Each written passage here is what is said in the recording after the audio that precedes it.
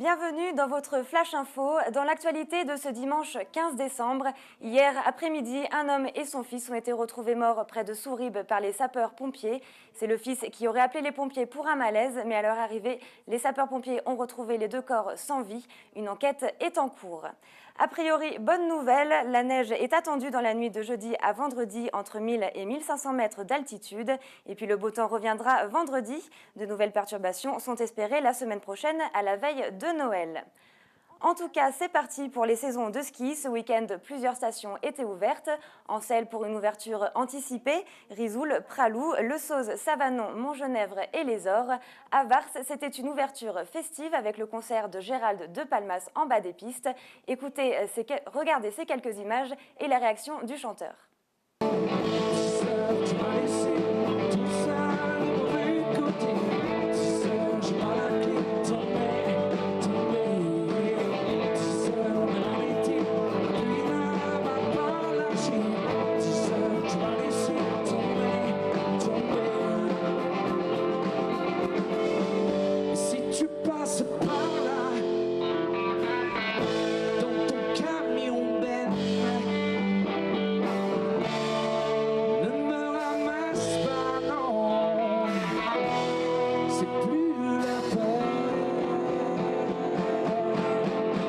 Très étonné, je m'attendais à ce qu'il soit... Généralement, les gens sont sympas dans ce genre de cadre, mais ils sont un petit peu frigorifiés quand même sur les pistes à cette heure-là, de nuit. Et là, c'était pas le cas, ils étaient vraiment chauds, je voyais bien les gens bouger, je voyais bien qu'ils bougeaient, et c'était assez surprenant de voir autant de monde. Il y avait des enfants, enfin il y avait tout, et de voir ces gens pas du tout frigorifiés, vraiment dans le truc, c'était très agréable et très, très surprenant. Du côté de Pelvoux, l'ouverture de la saison s'est faite sous un igloo géant. À partir de samedi prochain et durant toute la saison, l'igloo va surprendre les skieurs, qu'ils soient haut alpin ou d'ailleurs. Un igloo sous lequel se cachent de sublimes sculptures de neige réalisées par l'artiste Christian Burger, basé à Fressinière. Une attraction que les touristes apprécient tant par son originalité que par sa démesure. Écoutez par exemple Michel et René. Ah, c'est magnifique, il y a des jolies sculptures. Il faut venir. Franchement, c'est très très joli, intéressant, de belles couleurs. Ah, ça vaut le coup de faire des déplacements, franchement, c'est une chose à voir. C'est fait nickel chrome, mais non, c'est très joli. C'est comme dit ma frangine, c'est à voir. Il faut venir ici, commencer ce petit igloo et toute la région. C'est très bien sculpté. Et c'est très bien sculpté et bien fait. Noël en avance, c'est le nom du marché de Noël à la Bâtie-Neuve. Toute la journée de dimanche, les visiteurs ont pu apprécier les réalisations de l'association des artisans de l'Avance. 14 petits stands étaient regroupés à la médiathèque de la ville. Poteries, livres, pièces de bois ainsi que des confections en patchwork créées par les petites mains de Daniel Lyon qui y passent 10 heures par jour.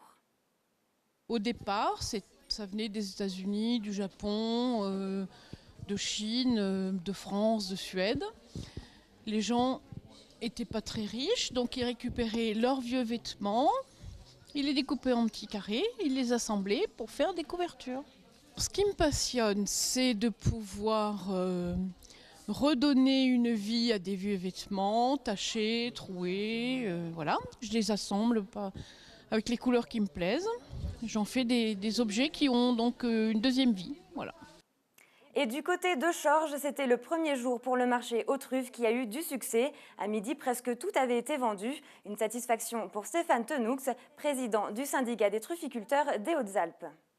Les truffes que l'on trouve sur le marché sont toutes des truffes qui ont été contrôlées au préalable par la profession, afin de garantir une qualité aux consommateurs. La truffe, donc la truffe tuber melanosporum, actuellement elle est quasiment toute produite à base de plantation.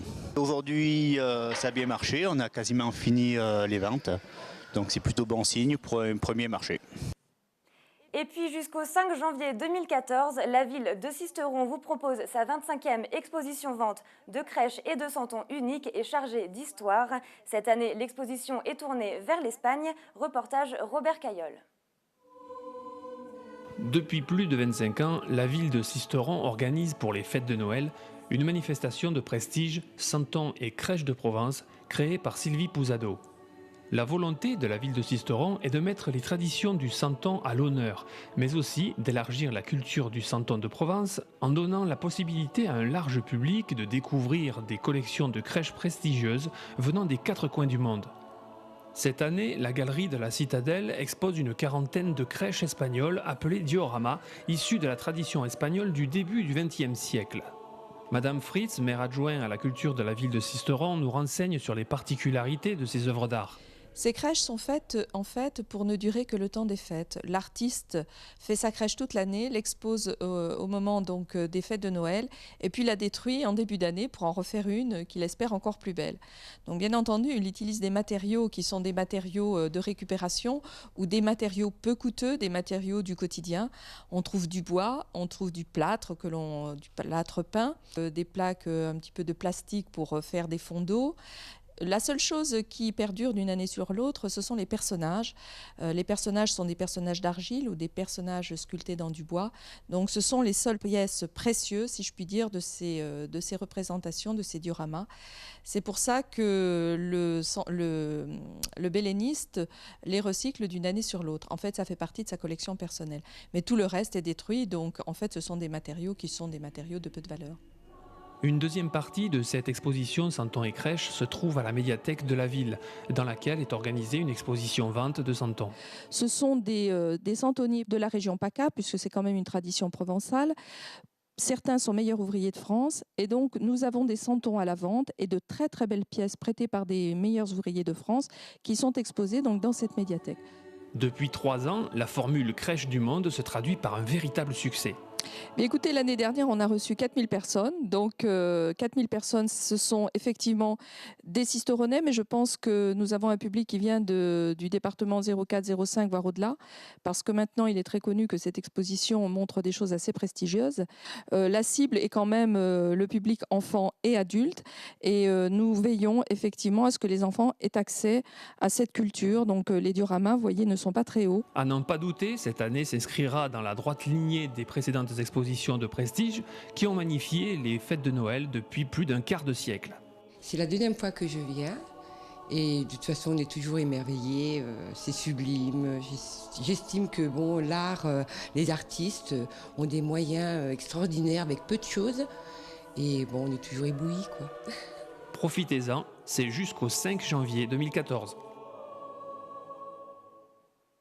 Voilà, vous êtes à jour de l'actualité d'ici. Place maintenant à l'actualité nationale et internationale.